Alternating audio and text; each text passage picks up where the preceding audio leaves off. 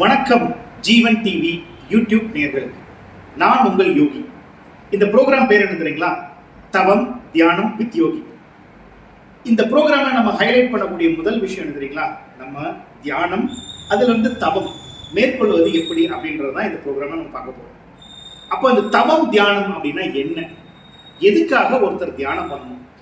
எக்கச்சக்கமான YouTube channel இருக்கு. அதில் நிறைய பார்த்தீங்கன்னா இந்த தியானத்தை பற்றி சொல்லியிருப்பாங்க, மூச்சு பற்றி சொல்லியிருப்பாங்க, பிராணாயாமா, ஆசனாக்கள், யோகா எல்லாமே சொல்லியிருப்பாங்க.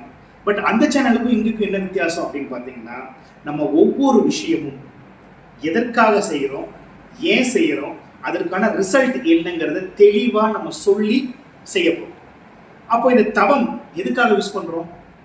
இப்போ இருக்கிற யுகத்தில் வேற எந்த உபயோகம் இல்லை. கலியுகத்தில் நம்மளுடைய அன்றாட வாழ்க்கையே மிகப்பெரிய போராட்டமாக மாறி இருக்கு. காலையில் எந்திரிச்சிலேருந்து நைட்டு தூங்குற வரைக்கும் tension tension tension, depression depression depression. அது இப்போ இருக்கிற ஜென்ரேஷனுக்கு சொல்லவே தேவையில்லை. அப்போ இதெல்லாம் காரணம் என்ன? அப்போ மனிதன் நிம்மதியாக வாழ்றதுக்கான வாய்ப்பு தான் என்ன? அதுக்காக நம்ம வேலைக்கு போகாமல் இருக்க முடியுமா? அதுக்காக இந்த தவம் கஷ்டமான சூழலில் வாழாமல் இருக்க முடியுமா? வாழ்ந்துதான் ஆகணும்.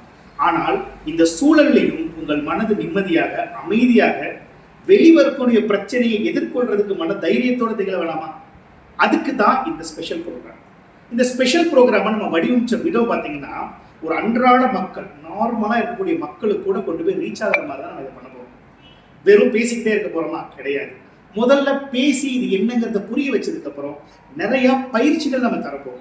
அந்த பயிற்சிகள் எல்லாமே நீங்க ப்ராக்டிஸ் பண்ணீங்கன்னா உங்களால வெளி உலகத்திலிருந்து வர பிரச்சனைகளை டென்ஷன் இல்லாம, ரொம்ப கவலைகள் இல்லாம, டிப்ரெஷன் ஆகாம நிம்மதியாக எதிர்கொள்ள முடியும் மன தைரியத்தோட.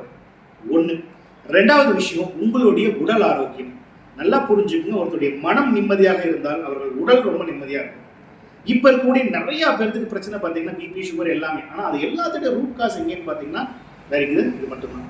அப்ப இந்த மனம் என்னதான் பண்ணுது அப்படின்னா, இந்த மனம் வேற ஒண்ணுமே கிடையாது. இந்த மனதை அந்த காலத்துல ஒரு அழகான வார்த்தை சொல்லுவாங்க, மனம் என்பது ஒரு குரங்கு அப்படிம்பாங்க. அது என்ன குரங்கு? குரங்கோட வேலை பார்த்துருக்கீங்களா? ஒரு இடத்துல இருக்கவே இருக்கு, தாவிட்டே இருக்கு. அப்ப அந்த குரங்குக்கும் மனத்துக்கும் என்ன சம்பந்தம் பார்த்தீங்கன்னா, நம்ம மனமும் அதே மாதிரி தான். ஒரு இடத்துல நிக்குதா, இந்த ஒரு எண்ணம் வருது, இது இப்படியே போனா இன்னொரு எண்ணம் வருது, அந்த எண்ணம் மாத்தி மாத்தி எண்ணங்கள் வருது, எண்ணங்கள் பிரியுது, பல எண்ணங்கள் வருது. அப்ப அந்த எண்ணங்கள் வர வர வர என்ன ஆகுது அப்படின்னா, நம்மளுக்குள்ள தாழ்வு மனப்பான்மை வரும். ஏன்னா இந்த உலகத்துல எதுவுமே சாதிக்க முடியலையே அப்படிங்கிற ஒரு எண்ணம். அப்ப மனமே நம்மளுக்கு எதிரியானா நம்மளுடைய வாழ்க்கை அதோட முடிஞ்சுது.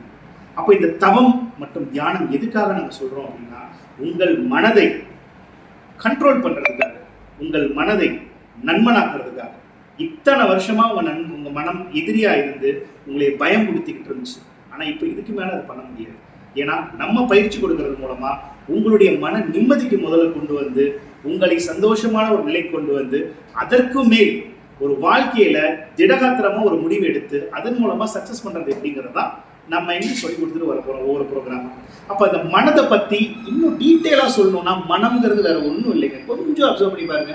மனம்ங்கிறது நம்ம சின்ன குழந்தையில இருந்து இப்ப வரைக்கும் நம்மளுடைய ஐம்புலன்கள், கண், காது, மூக்கு, சரி எல்லாம் இருக்கு இல்லையா, அது மூலமா கிடைக்கக்கூடிய விஷயத்தோடைய ஒட்டுமொத்த குவியல். நல்லா யோசிச்சு பாருங்க.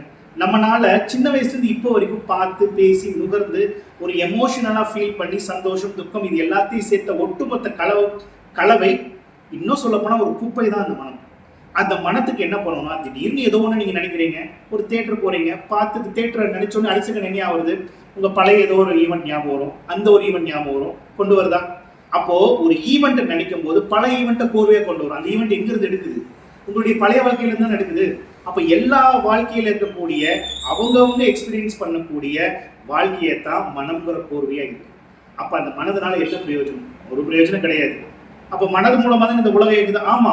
அப்போ உங்கள் வாழ்க்கையில இப்ப இருக்கிற சூழல்ல நீங்க துன்பத்துல இருந்துகிட்டு இருந்தீங்கன்னா அதுக்கு முக்கிய முழு காரணம் உங்கள் மனம் தான்.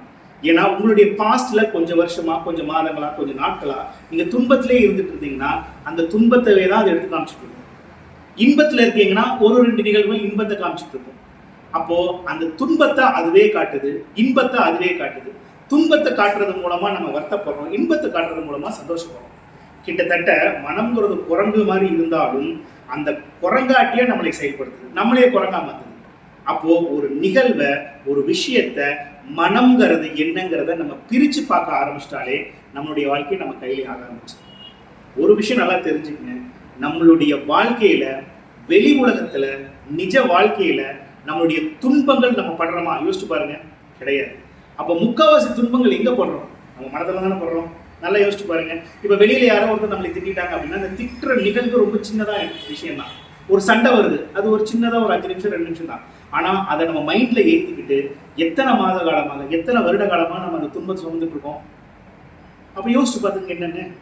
அப்போ இதுல இருந்து நம்ம விடுபடுறதுக்காகவும் நம்ம ஒரு காரியத்தை செய்யணும்னு நினைக்கும் போது யாரு தடுதல் போடுறா, யாரு முட்டுக்கட்டை போடுறா? வெளியில இருக்கிற நபர்களா? யோசிச்சு பாருங்க. எல்லாம் நம்ம மனம் தானே. அப்ப நம்ம மனம் தான் நம்மளுக்கு முட்டுக்கட்டை போடுது. அந்த முட்டுக்கட்டையை உடைச்சி எறியறதுக்கு தான் இந்த ப்ரோக்ராம். அப்படி இருக்கும் பொழுது நிறைய பயிற்சிகளோட, ஒரு சின்ன சின்ன விஷயங்களோட, புரிதலோட, என்ன ஏதுன்னு தெளிவா எக்ஸ்பிளைன் பண்றது மூலமாக உங்கள் வாழ்க்கையில் ஒரு நல்ல ஒரு எதிர்காலமா அமையும் என்ற நம்பிக்கையோடு இந்த நிகழ்ச்சியை உங்களுக்காக நான் தொகுத்து வழங்க போறேன். என் பேர் யோகி. இந்த நிகழ்ச்சி பேர் தவம் தியானம் வித் யோகி.